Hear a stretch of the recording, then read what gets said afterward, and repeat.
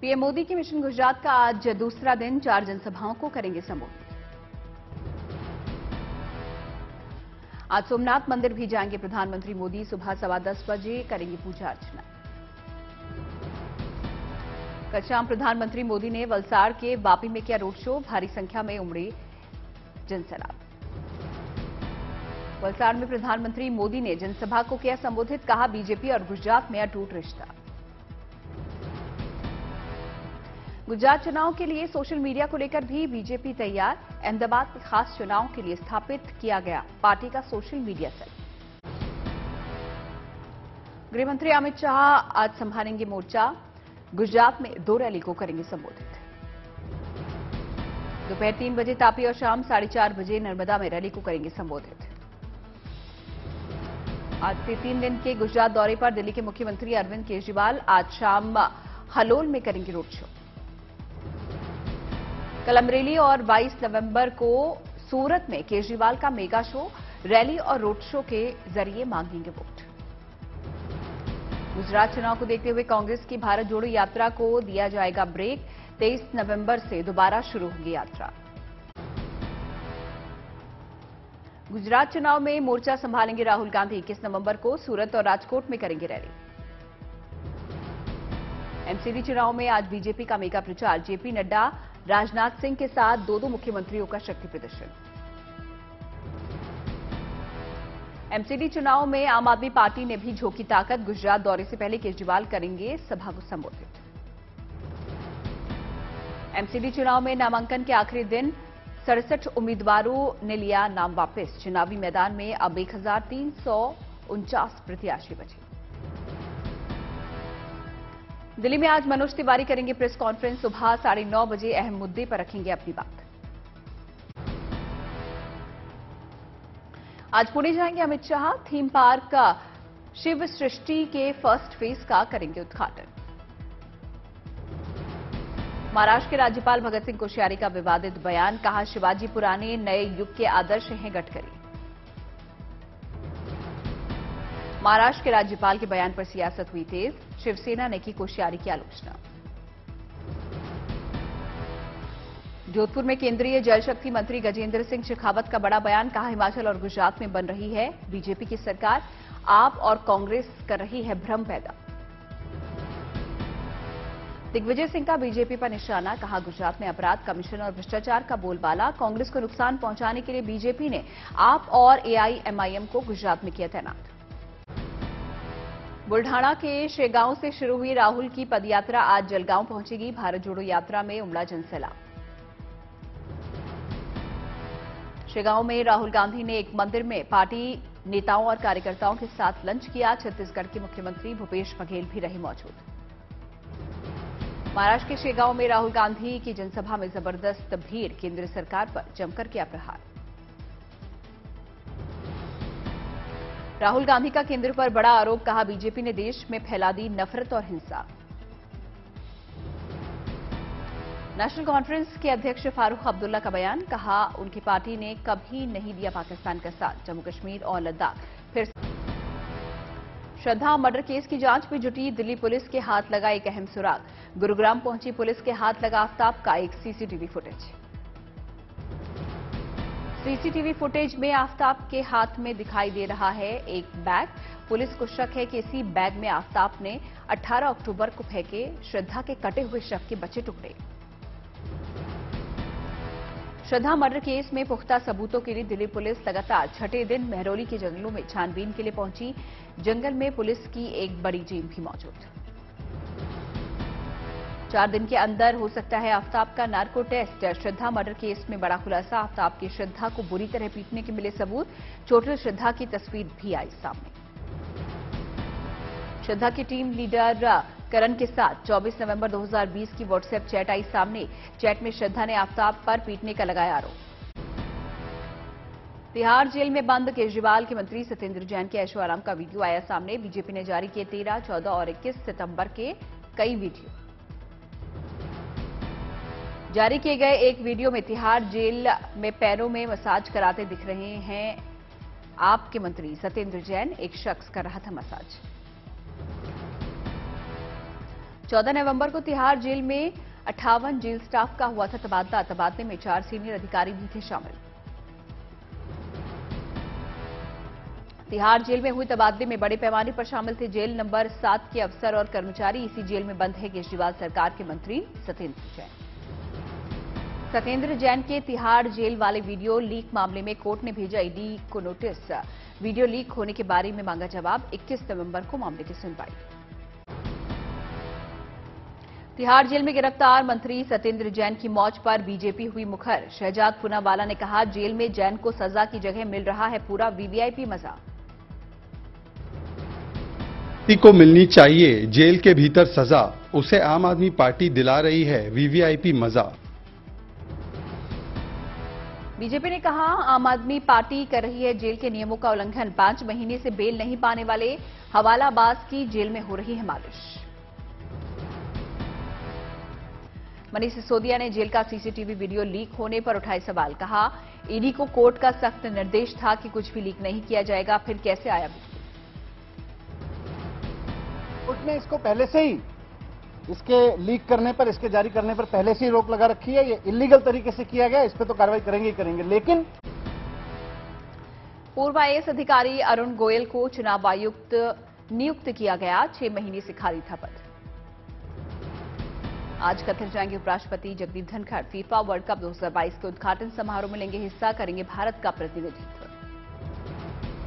7 दिसंबर से शुरू होगा संसद का शीतकालीन सत्र। 29 दिसंबर तक होगी 17 बैठकें, लेकिन राहुल गांधी नहीं होंगे शामिल।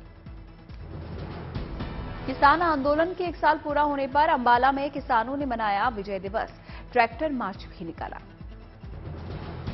कोरोना के कारण 2 साल बाद फिर वापसी कर रहा है Indian international film festival. Goa में होगा आयोजन। 75 युवा 53 घंटे में बनाएंगे शॉर्ट फिल्म। गुजरात के गांधीनगर में सीएम भूपेंद्र पटेल ने जनसभा को किया संबोधित। बीजेपी सरकार को फिर सत्ता में लाने की अपील। સુરક્ષાની શું પરિસ્થિતિ હતી, દરેકે દરેક પરિસ્થિતિ પહેલાના શાસનમાં જોઈ અને લોકોને એમ થયું કે ભાઈ આની અંદરથી જો બહાર નીકળવું હશે તો ભારતીય જનતા પાર્ટી ઉપર વિશ્વાસ મૂકવો પડશે, એના ઉપર ભરોસો મૂકવો। अल्मोड़ा दौरे पर सीएम पुष्कर सिंह धामी। आजीविका महोत्सव का किया उद्घाटन। करोड़ों की कई योजनाओं का भी दिया तोहफा। कुरुक्षेत्र पहुंचे हरियाणा के CM Manohar Lal Khattar. Light and sound show का किया उद्घाटन। ठाणे की डोंबिवली में ठाकरे गुट के नए शहर शाखा का हुआ उद्घाटन। लोगों को न्याय दिलाने और शिवसेना को भविष्य में सफलता हासिल करने का होगा उद्देश्य। पटना दौरे पर पूर्व केंद्रीय मंत्री रविशंकर प्रसाद का राहुल गांधी पर जुबानी वार। बोले, लगता है राहुल आजकल माओवादी के संपर्क में आकर काम कर रहे हैं। मंत्री थी तो ना अपने पिताजी को समझते हैं ना अपनी दादी जी को समझते हैं, तो समझते रहिए। हमको तो लगता है राहुल गांधी अब माओवादियों के चंगुल में आ चुके हैं। सीएम हिमंता बिस्वा शर्मा का गुजरात के चुनावी सभा में राहुल गांधी पर हमला। बोले, राहुल जी आपका चेहरा ऐसा होना चाहिए जिसमें लोगों को महात्मा गांधी दिखाई दे, लेकिन असल में आपकी शक्ल में नजर आता है सद्दाम हुसैन। औरंगाबाद में एक कार्यक्रम में पहुंचे महाराष्ट्र के राज्यपाल भगत सिंह कोश्यारी। शिवाजी महाराज के इतिहास पर दिया भाषण। कांग्रेस महासचिव प्रियंका गांधी ने किया उत्तराखंड के पूर्व सीएम हरीश रावत की किताब का विमोचन। दिल्ली में आयोजित किया गया कार्यक्रम। सूरत में आप और बीजेपी कार्यकर्ताओं में भिड़ंत, पथराव और हंगामे के बाद मौके पर पहुंची पुलिस ने मामले को कराया शांत। खतौली उपचुनाव के लिए प्रचार हुआ तेज। जैन समाज का बीजेपी के समर्थन में कार्यक्रम। ओडिशा में कोविड को लेकर जारी सभी प्रतिबंधों पर छूट। अब पब्लिक प्लेस पर भी मास्क पहनना अनिवार्य नहीं। बारामूला में जिंदा ग्रेनेड मिलने से हड़कंप बम डिफ्यूज करने वाली टीम मौके पर पहुंची। नहीं रही एक्ट्रेस तबस्सुम। 78 साल की उम्र में कार्डियक अरेस्ट से हुआ निधन। Manika Batra Asia cup table tennis में कांस्य जीतने वाली पहली भारतीय महिला बनी। प्रधानमंत्री मोदी ने मनिका बत्रा की सफलता पर दी बधाई। ट्वीट कर लिखा, उनकी सफलता से भारत में कई एथलीट्स को मिलेगी प्रेरणा। भारत और न्यूजीलैंड के बीच आज दूसरा टी20 मैच दोपहर 12 बजे माउंट मांगानुई में होगा मुकाबला। टी20 सीरीज का पहला मैच बारिश की वजह से हुआ था रद्द, तीनों मैचों की है सीरीज। आज से विश्व कप फुटबॉल का आगाज, शाम को उद्घाटन समारोह, पहले मुकाबले में मेजबान कतर का इक्वाडोर से मुकाबला। सीतामढ़ी में विश्व की सबसे ऊंची माता सीता की प्रतिमा की होगी स्थापना, 251 फीट ऊंची प्रतिमा का होगा निर्माण। पूरे देश के शक्ति पीठों से ज्योति लाकर मां सीता की प्राकट्य स्थली को बनाया जाएगा साधना का केंद्र। रामनवमी या सीता नवमी को भूमि पूजन करने की तैयारी। देवघर दौरे पर झारखंड के राज्यपाल रमेश बैस, विश्व प्रसिद्ध बाबा वैद्यनाथ धाम मंदिर में परिवारजनों के साथ विधि विधान के साथ की पूजा अर्चना। इग्नू को दुनिया का ज्ञान विज्ञान का एक प्रमुख केंद्र बनाना चाहिए और वंचितों तक पहुंचने के लिए प्रौद्योगिकी का लाभ उठाना चाहिए। झारखंड के रामगढ़ में आजादी के 75 साल बाद ट्रेन देखकर झूमे ग्रामीण। खूबसूरत वादियों और सुरंगों से होकर गुजरेगी ट्रेन, कम समय में राहगीरों का सफर होगा आसान। पुरी के बीच पर अंतर्राष्ट्रीय पुरुष दिवस और विश्व विरासत दिवस पर आर्टिस्ट ने बनाई 2 रेत की मूर्तियां। महाराष्ट्र के चंद्रपुर में कुत्ते के बच्चे की नामकरण विधि, पूरे विधि विधान के साथ कुत्ते के बच्चे का नाम मोती और खंडोबा रखा गया। पूरे गांव ने लिया नामकरण विधि में हिस्सा। बुंदेलखंड के केदारनाथ कहे जाने वाले श्री जटाशंकर धाम में नंदी बाबा का हुआ निधन। पिछले 11 साल से रह रहे 3 सींग और 3 नेत्र वाले नंदी बाबा का बीमारी के चलते त्यागा देह। सैलानियों से गुलजार हुआ शिमला, मौसम की ताजा बर्फबारी ने पर्यटकों का ध्यान खींचा। जम्मू कश्मीर में बर्फबारी से लुढ़का पारा, कुपवाड़ा में बिछी ताजी बर्फबारी की सफेद चादर। दिल्ली में साहित्य आज तक के जश्न का दूसरा दिन, आज भी साहित्य, कला और संस्कृति की शानदार महफिल। हंसराज हंस ने बिखेरा सुरों का जादू। साहित्य आज तक के मंच पर जानी मानी सिंगर असीस कौर ने भी धमाकेदार परफॉर्मेंस दी। उनके गाए फिल्मी गानों पर जमकर झूमे लोग। दिल्ली के मेजर ध्यानचंद स्टेडियम में साधु बैंड ने अपनी शानदार पेशकश से बांधा समा। साहित्य आज तक के मंच पर दिखाई सुरों की जादूगरी। साहित्य आज तक में एक्टर आयुष्मान खुराना भी पहुंचे। आयुष्मान ने लोगों के साथ बांटे अपने जीवन की 3 गुड न्यूज, शेयर की बताया हैप्पीनेस मंत्र। साहित्य आज तक के मंच पर मशहूर लेखक, गीतकार और सिंगर स्वानंद किरकिरे भी पहुंचे। स्वानंद ने अपनी कला का बेहतरीन नमूना पेश किया। आमिर खान की बेटी आयरा खान ने अपने बॉयफ्रेंड नूपुर शिखरे के साथ की सगाई। रेड ड्रेस में नजर आई आयरा, तो वहीं नूपुर ब्लैक सूट में दिखी। माधुरी ने विकी कौशल के साथ डांस का वीडियो इंस्टा पे किया शेयर।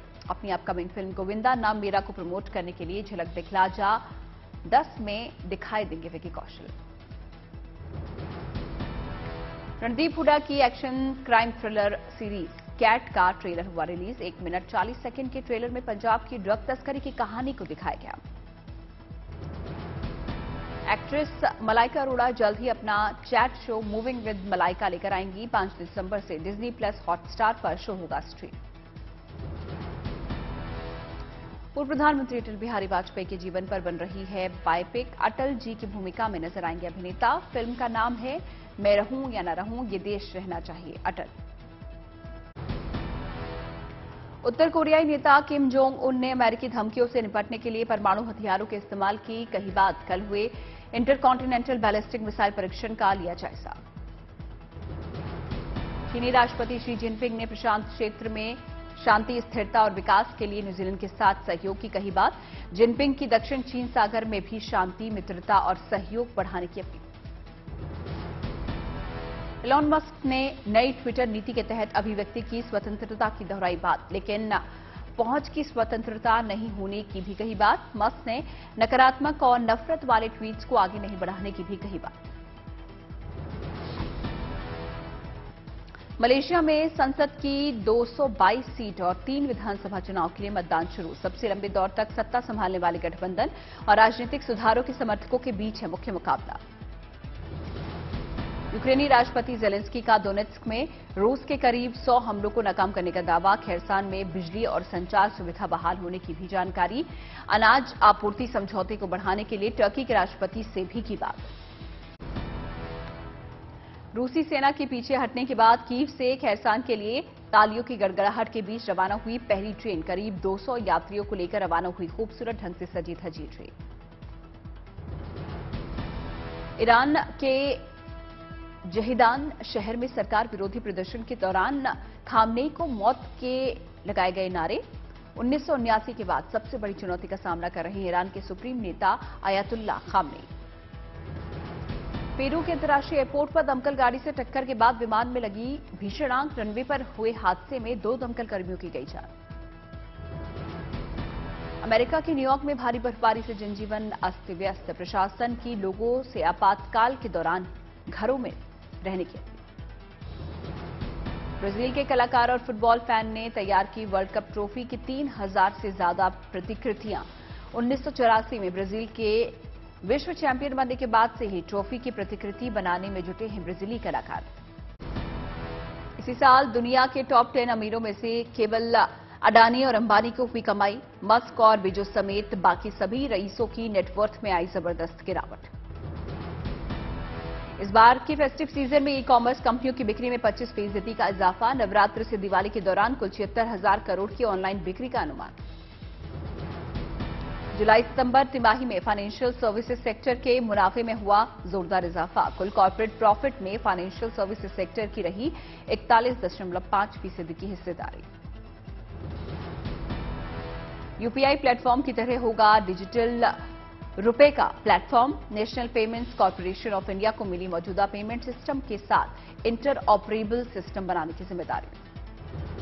बायजूस के वित्तीय खुलासों की जांच करेगा institute of chartered accountants of India. 2020 से 21 में बायजूस का घाटा 1 साल पहले के मुकाबले 19 गुना बढ़कर 4,500 करोड़ के पार निकला।